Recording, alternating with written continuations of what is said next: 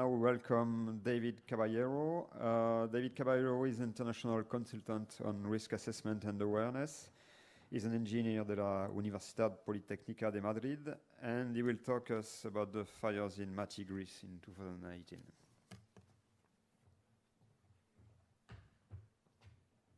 Muchas gracias.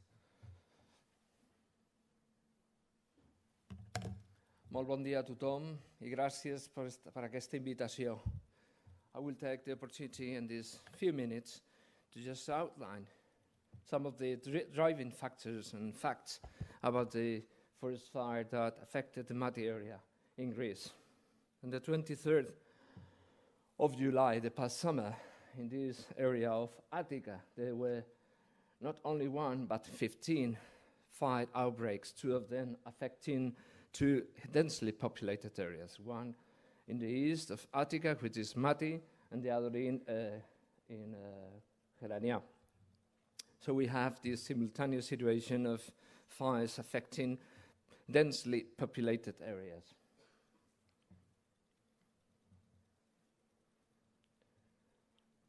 The fire in Mati, Mati means eye, ojo, eye, is the eye of the northern winds, were in the 1945, there were basically agricultural landscapes. There were no pines, there were no developments. And this, at your right, is what we have in 2007. It's a complete, perfectly organized disaster. It's intermixed without planning. So very cheap lands turned into a very luxurious residential area who were wanted by the locals and the tourists. So we were creating an intermix from scratch. As Marc Castello told before, we were facing some unexpected factors, and particularly the winds. At the end of July, early August, every year we have northern winds blowing from 80 to 100 kilometers per hour. They're called meltemi.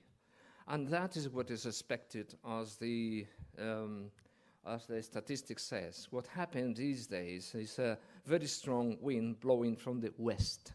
That was a critical factor, with gusts up to 120 kilometers per hour affecting the whole area. This is a basic idea of what happened in roughly 2 hours. Everything unfolded in 2 hours, merely 2 hours, affecting around 30,000 people. A very quick fire starting at the Upendeli, catching up fine fields, very fast fields, and in certain points where there's the blue circles, there were more fire activity. So we are speculating about this pulsating effect of creating columns and collapse where fields were less present, like in the densely populated area. So in those places we have this pine stand, very densely, a lot of energy in the ground, created these very energetic runs with these columns, hitting the urban areas and non-affecting most of the houses. This is in the Abuchas. So when the fire enters this urban area, the fire founds less fuel, so it is expected to have less fire activity and kind of collapse that is blowing the wind downwards towards the canyons. This is the place of Neas Butas, and the fire was coming down and going up the hills, hitting the houses and affecting as much as 50 houses in this area. At this moment, the fire was approaching to the main avenue, which is Marathondos Avenue. What we have here is that this avenue runs north-south, and typically with north-south winds, this should be a barrier for a fire coming from the flank, but not a fire coming from the front. So it was a very intense, fast front crossing this avenue, and that was unexpected. At this very point, no evacuation order was set out. So the people were still asking themselves if it was needed to evacuate or not. Some of the orders were to go to Imati area, which was typically the safest area, but that was a trap. That was a trap because the fire was jumping like a pyroclastic flow and entering this area here, the point 6. You can see that the streets are aligned west toward east, exactly aligned with the wind and the fire progression.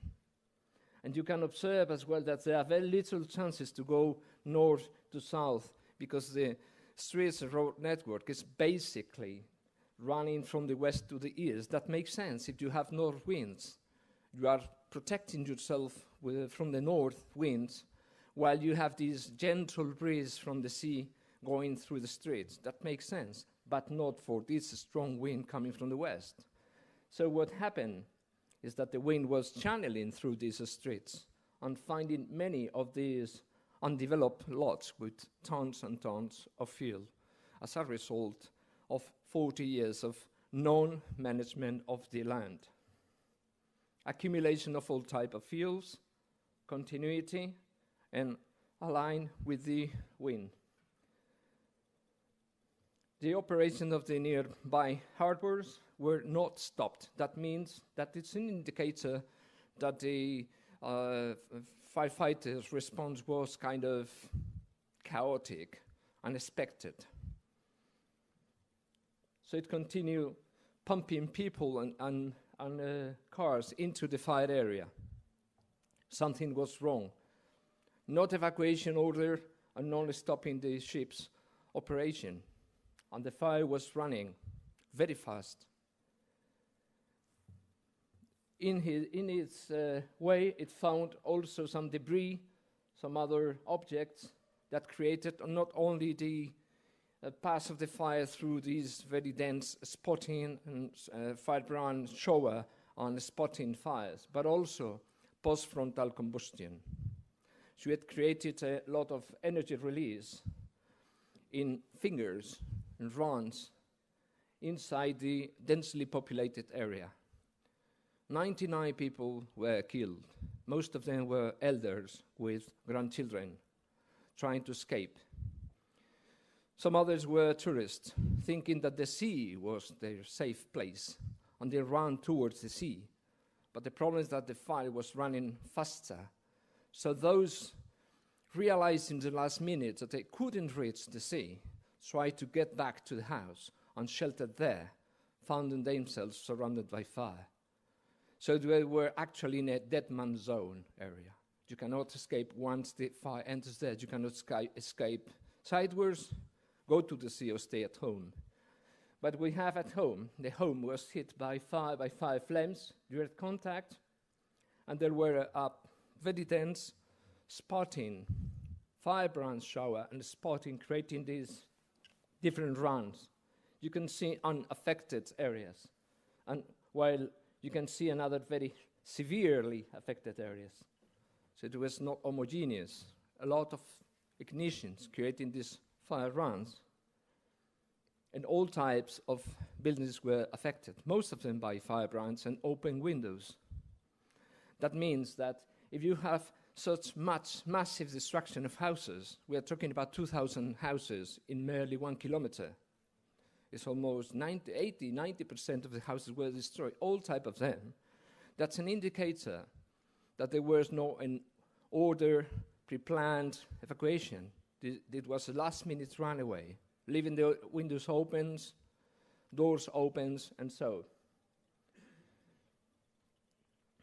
As said, in the 60s, the people purchased some land plots and developed their own houses with their own hands.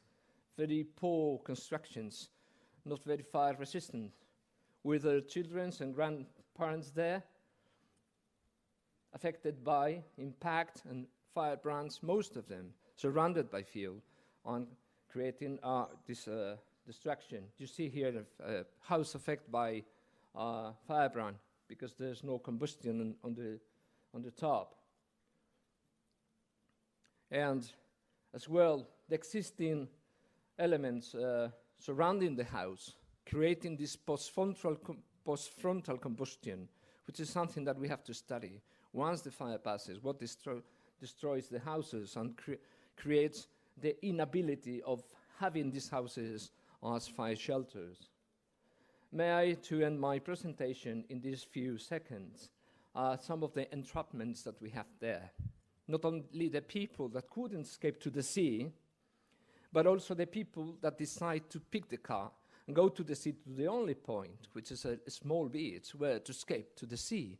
Well, you can escape to the sea, and you can evacuate people to the sea, but the cars are there. If you park the cars there, you're creating an enormous traffic jam, affecting all the surrounding streets. You're literally has blocked the whole evacuation of the area. And the affection of the fire was little at that point. It was a smoke and little spotting fires. The people tried to escape through these narrow corridors, affected by fires, through the cliffs, trying to reach the sea, and stay there for 5 hours for some help. 5 hours there with the smoke, with the radiation. 14 of them died on the spot, drowning. And finally, a very dramatic example in which you can see the amount of fuel surrounding these luxurious villages, villas. One of these villas hold 30 people trying to escape through the small track down to the cliff. But then spotting was creating different ignitions, including the one that gave them escape to the sea. So they found themselves surrounded by fire, and they clutched together to die. 26 of them. What I'm asking to the scientific, technical community, what I'm asking to the private firms, to the society, is to look over these points I would like to set out. First is that we need, as has been said before, nowcasting procedures, giving us an idea what's going on the very moment, and have some agility and flexibility in the response.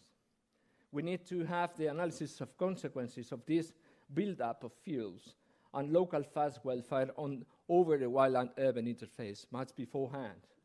We need to count on tools for the complete evaluation of fuel pack load in wild-urban interface, which is not just forest fuel. We need to create this evacuation analysis and identify the dead man zone in the wild-urban interface, and be aware of that, depending on the type of people, particularly vulnerable population. I'm asking particularly the University of Catalonia, of Barcelona, about the study, the microscale study of the post-frontal combustion of semi-confined near the houses.